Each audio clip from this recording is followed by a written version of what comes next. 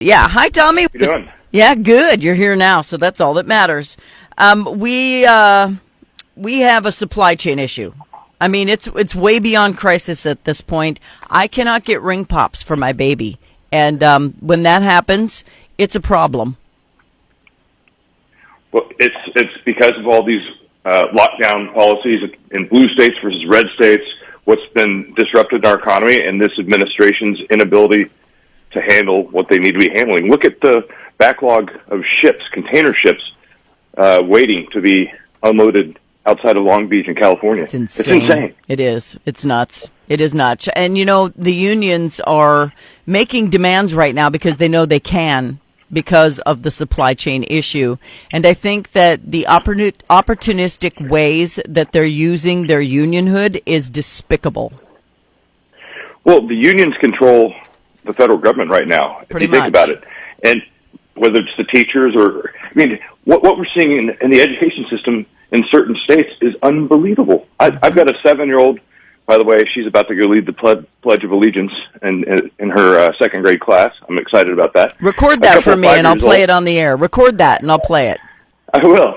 But, we frankly moved because we had to. We had to get out of a leftist school district that I don't want them, when my kids are at this age, bestowing radical left ideals in their head.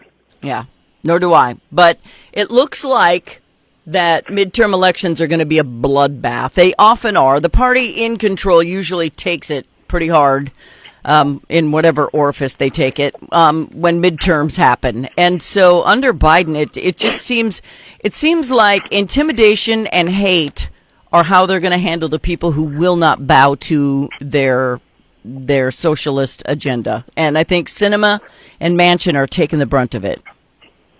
They sure are. And let me tell you, history is on our side. Barack Obama lost 63 seats in his first midterm. Clinton lost 54. And the Biden administration is the most radical we've ever had in the history of our country. Mm-hmm. And frankly, if you take a step back and look at it, I call it the 50-50-50 observation. We're 50-50 in the Senate. We're 50-50 effectively in the House. And the presidency was supposedly decided by less than 50,000 votes in 3 states combined. There is no mandate to fundamentally change our country. The $1.9 trillion that was already passed was a lot of money. And if you get anywhere close to a couple more $1 trillion in programs that will effectively be permanent and bankrupt future generations, that's a big deal. But you combine that with the disasters overseas throughout the world, not just Afghanistan, but with China, with potentially Iran, our border crisis. I mean, the list goes on and on and on. The American people are getting fed up, and while history is on our side, we are not going to be sitting on our hands. We're going to continue to build our team, recruit people to run for federal, state, and local office, and invest in this infrastructure today that's going to pay off for Republicans tomorrow. With this disarray, though, comes the way that Sinema is being treated. I know the Me Too movement has lost a little bit of its steam, if that's a way to put it, but for her to be harassed at marathons, airports, bathrooms, and whatever the case may be for not falling into line, thank you, Jeff, it's concerning to me that this kind of behavior appears to be okay. And if this were Democrats doing it to Republicans, it would be celebrated. It's Democrats doing it to Democrats, so it's getting a little bit of news time, but it's being somehow celebrated. It's confusing to me. Well, this isn't your traditional Republican versus Democrat world. This is a war against Marxism right here at home. And that's the biggest threat we face as a country.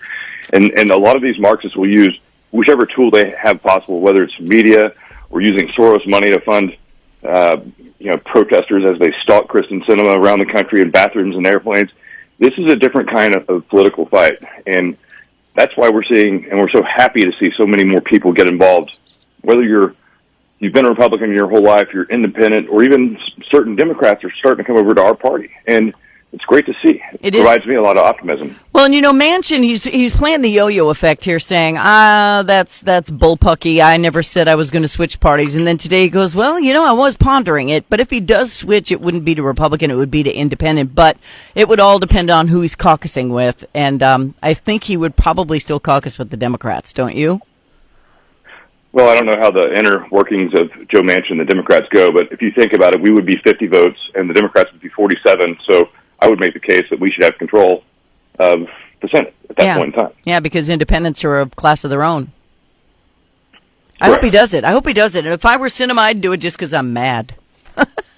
Me too. I wouldn't want to mess with her. Me neither, because you know what? I kind of like her. She should be a Republican because she stands her ground the way that she does. But the one thing that liberals have over us, and we can't deny it, is that they stick together.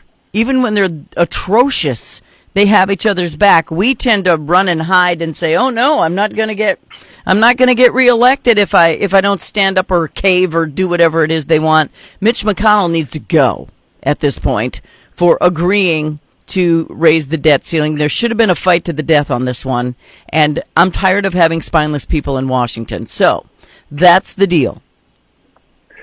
Well, I just think every time Joe Biden, Nancy Pelosi, or Chuck Schumer open their mouth, we get closer together as a party. Mm-hmm. You know, I can't question the chess tactics that people play in Washington, our elected officials, but I know the people I get to meet around the country appreciate fighters, and we're going to continue to recruit fighters because that's what we need across the country. All right, so what do we do with what's going on right now? They're in disarray. We just need to take advantage. They're writing our promos for us. So they're writing our political ads for us with the way that they're acting. I know Biden is out fighting for McAuliffe right now, who's in a lot of hot water because he doesn't think parents should even have control over their own children's educations. He's saying the most asinine things I've ever heard come out of a governor candidate mouth. And yet our president is going to go try to help him get reelected. With what he's saying, Biden should want to distance himself, but he probably thinks he's going to talk to Batman. I don't know what he's doing, but it's a problem that he agrees with what's coming out of Terry McAuliffe's mouth. Well, the issue is right now you have the most radical Democrat agenda we've ever seen. They all think it is their responsibility as Democrats to cram this down our throat. It's going to affect our country for at least one generation, but probably the rest of history. So we've got to provide support for Republicans across the board, have them stick to their guns here. We can't let these permanent legislative bills pass. And we've got to, at the same time, be recruiting candidates, federal, state, and local, who can win. These city council races, these school board races are equally as important, and we've been outmatched over the past 20 years. That's going to change right now, this year. And, join the party, become an activist, volunteer with us. I'm such an activist. I really am. And, when the Democrats walk in and they've got a violin case, they got a little friend. You got to watch out for these people. They're very gangsta, as a friend of mine just said. To wrap it up, though, because I have about 30 seconds, Tommy, all we can do is vote and hope that they're not sneaking ballots in the back door. Yes, and go to GOP.com if you want to get involved, and we will call you back. And just keep in mind, we are all fighting hard. We have a great team across the country, and we're fighting for all of you. We love working with you, and please join the team if you're not already on it. All right, Tommy, thank you so much for being here today. Tommy Hicks is the RNC spokesperson. We're very, very happy to have had him here this morning. So, Tommy, keep spreading the good word and the goodwill. Appreciate you. Y'all be good. Take care. You too. Bye-bye.